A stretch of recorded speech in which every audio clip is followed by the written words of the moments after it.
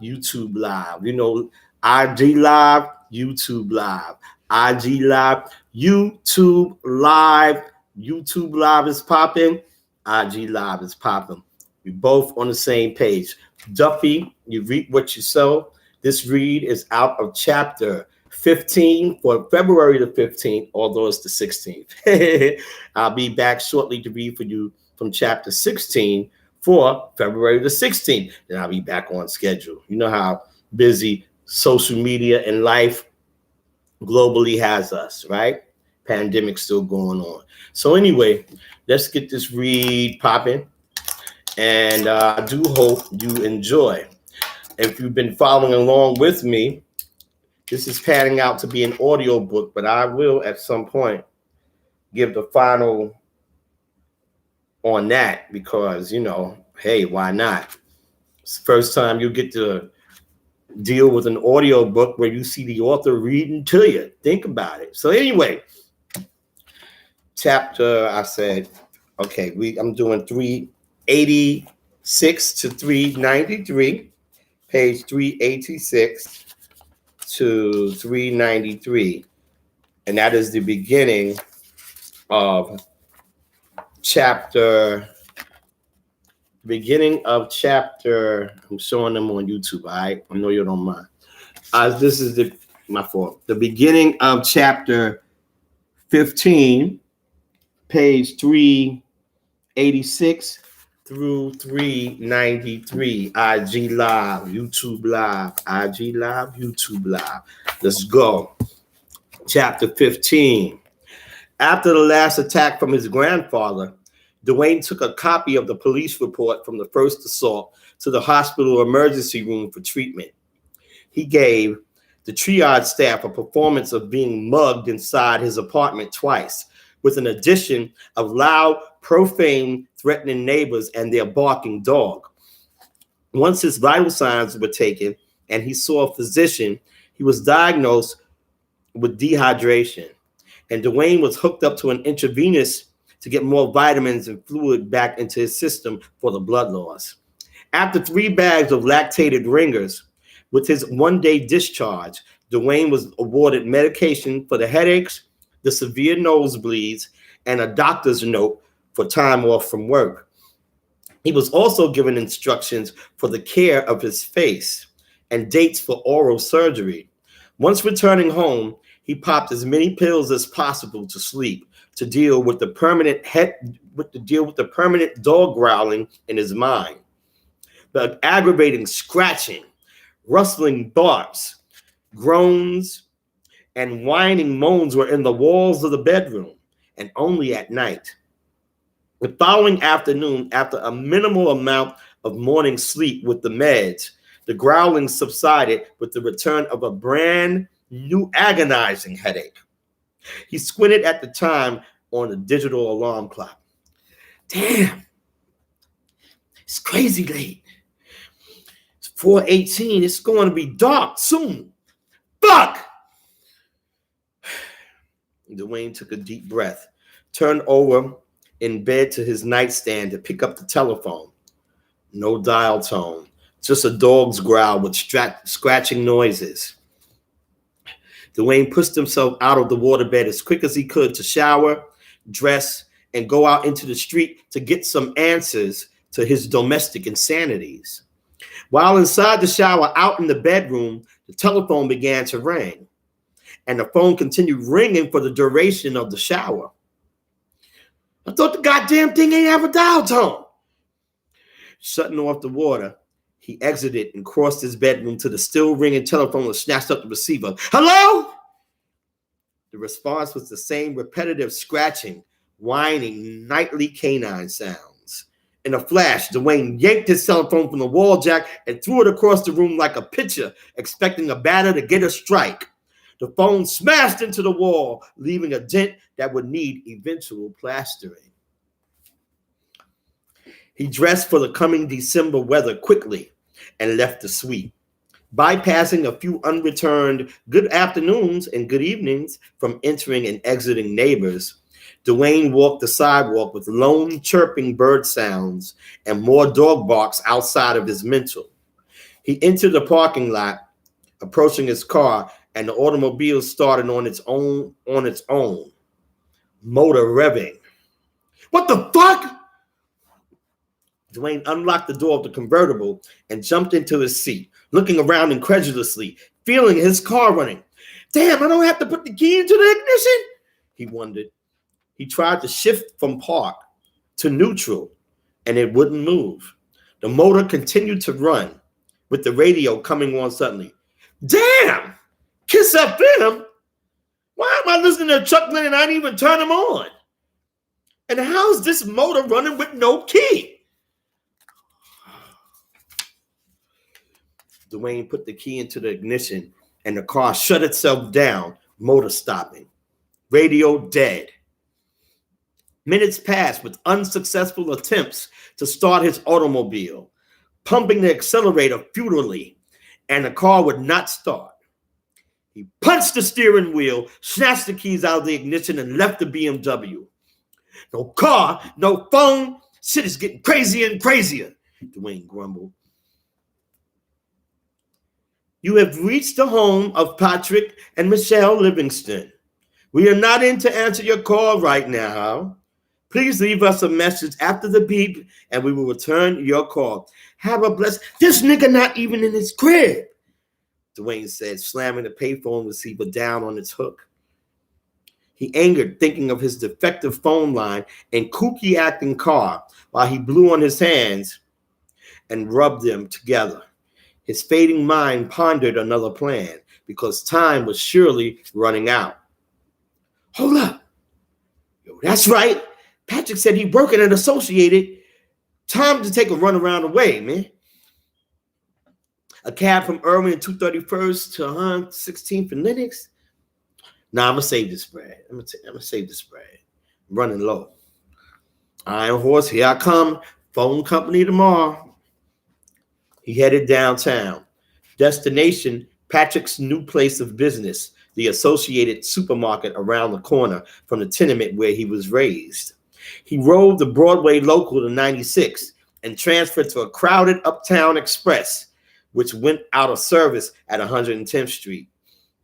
He exited the subway and walked Lenox Avenue, looking at his old neighborhood. He saw Harlem Hospital in the extreme far distance.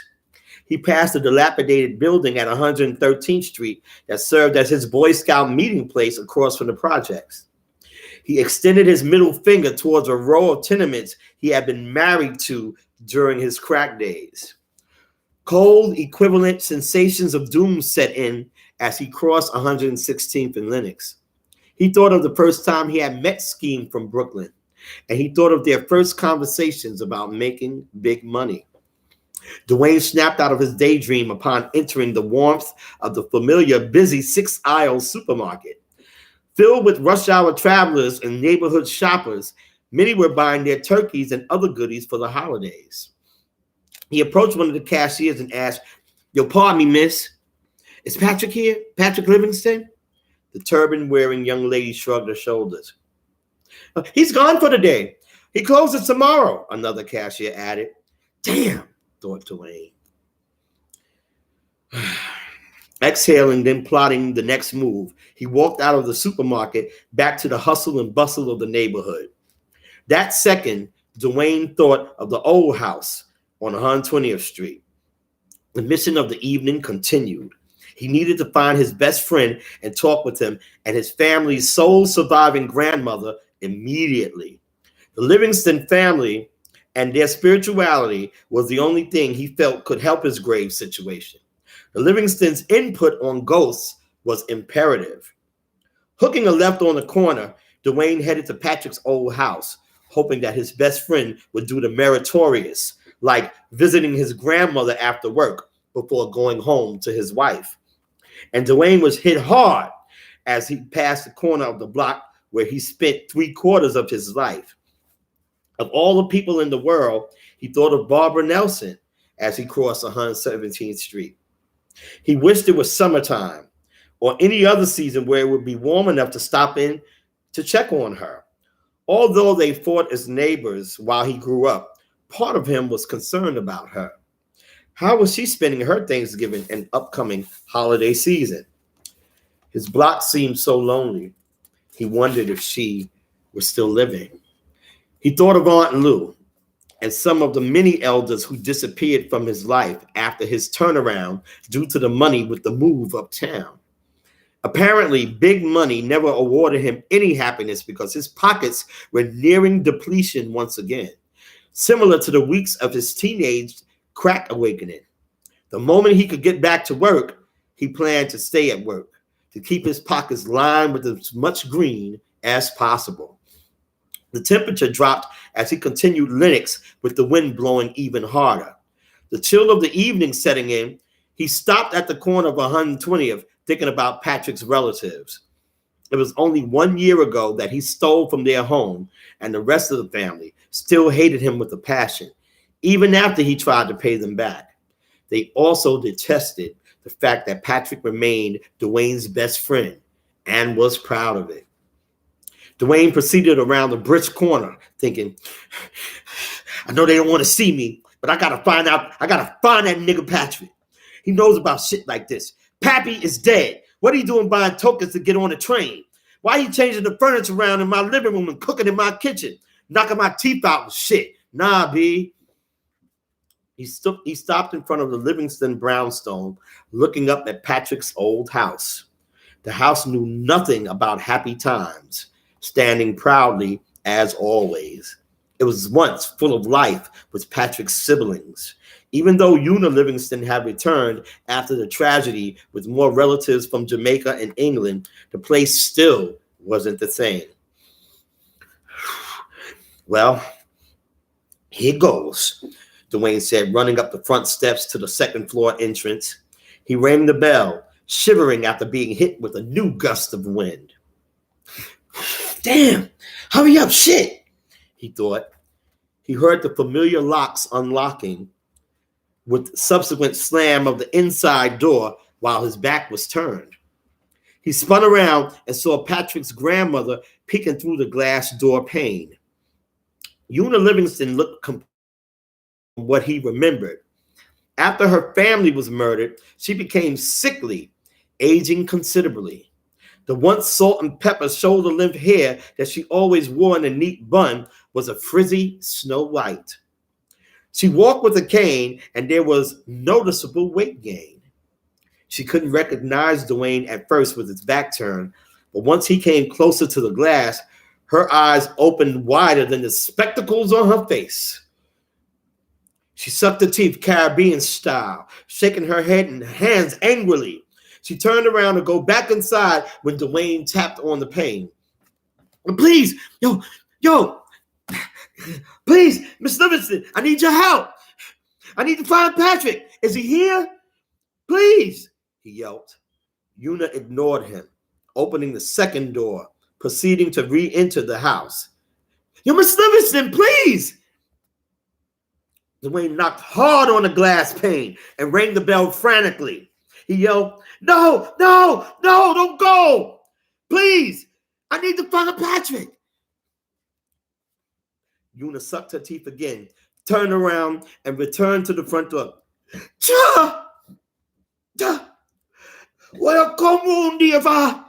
You know, I'm the business here. Go here. Thief, go here. And I'm the business here, you know. Go here. Go here. At the sound of Mummy Una's angered cries, nephew Carlton appeared, vexed at the sight of Dwayne. He soothed, Mummy. Mummy, relax, no. Don't worry yourself. Carlton comforted his great aunt, guiding her back into the house. Then he turned around to face Dwayne, having waited years for the moment. Why you trouble me, mommy, so? Go on for me, bust your brought to pussy clot. Go on, the man. Patch in the ear, patch in the lip ear, the man. Clear out. Yo, man, I need to see your fucking cousin, man. Fuck that. Dwayne fired back. The haunting, as well as the weather, was beside him now. The accelerated wind gusts promoted a drop in temperature by nearly 15 degrees. Possible snow was in the forecast for this year's Thanksgiving. Come on, man! I need to see Patrick! Open the door, you fucking monkey! Carlton reached into his pants and pulled out his nickel-plated 9mm. He snatched open the door, grabbed Dwayne by his neck with one fist, mashed the iron into Dwayne's nostril. Carlton taunted, "You want to call me monkey now? Pussyclot Yankee boy? What no? What no? What? My fucking cousin Patrick, I'm an idiot, you know. Idiot, no man. For big friends them with the Yankee boys and Pussyclot." Carlton let out a hearty laugh while Dwayne's eyes opened wide, quivering from cold winds and the fright of the gun. What are you gonna do? What you gonna do with that? Dwayne stuttered, his eyes glued to the barrel. You see? What goes around comes around, you fucking Pussyclot Yankee boy. Take on teeth from me yard. Teeth from me mommy. Get the fuck out of here, you bumbleclot. What happened? What gone, man? Get the fuck out of here, Pussyclot. Pussy. Carlton pushed Dwayne down the stoop of the brownstone and simultaneously let off a gunshot into the moonlit, gusty air.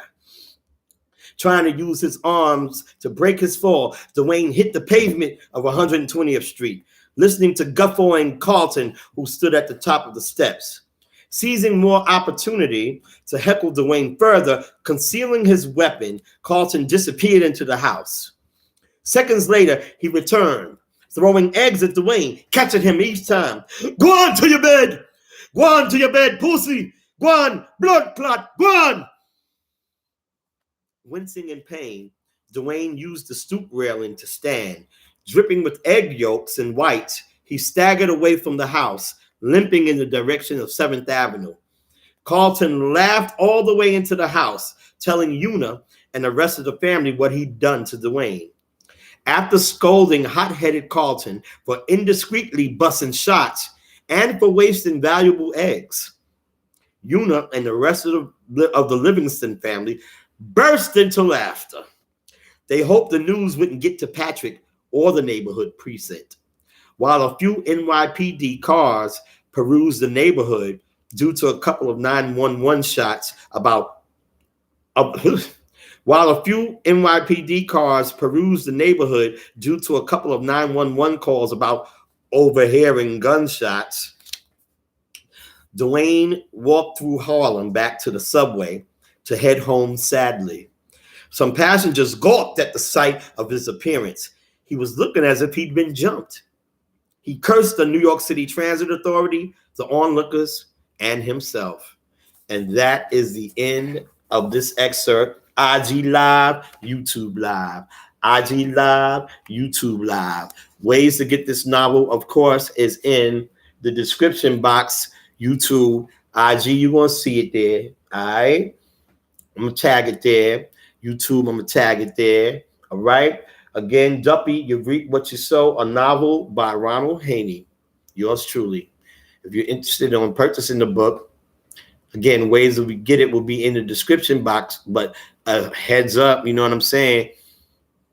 Via the Cash App, $25, which will cover postage and handling, and you will send it to this light.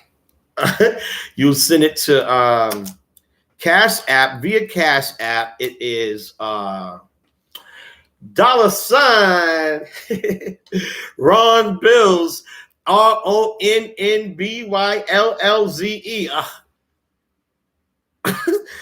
All right, word up. That's a true story, though. You know what I'm saying? In the name of the living God. You already know what it is. Ronnbyllze. That's my old hip hop name. But anyway, Ronnbyllze, $sign Ronnbyllze. you know, with your full mailing address in the notes in you know, in Cash App, so that way I know where to mail your book. Okay, and of course the novel is on Amazon. Please check out the reviews. They all ain't lying.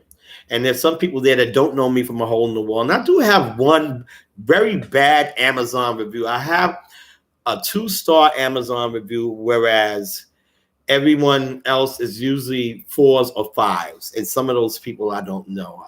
I think the one that left me with the 2-star review may know me. You know how it is. Anyway, now that here nor there, I've got to get out of here because I got to read chapter 16 to you. All right, YouTube Live, IG Live. I got to read chapter 16 to you for today, February 16th. So I'll be back soon to read an excerpt from chapter 16 for you. Black history. Every day is Black history, all right? So YouTube, you take care. I'll be at you soon, but not until I read chapter 16 on Facebook, because you know I'm about that Facebook. All right. Peace, YouTube Live. Peace, peace, peace. And about you, you know what I'm saying? And about you too, IG Live. You already know what's up. I'll be back at you. Thank you for all that going back and forth. You know what I mean? Again, support authors. I don't own these rights, but I'm an author, but it shouldn't matter if you're black or white. All right. So, but I heard that you need some Black literary male voices out there the way I got it. So, again, I don't own them rights. It don't matter if you're black or white, but I own these rights. Miss Mike too, and Mary. I'm still anyway. I'm pro Motown on the low. All right. I'll be back at you. Chapter 16 is coming up. Coming up. And I do mean coming up.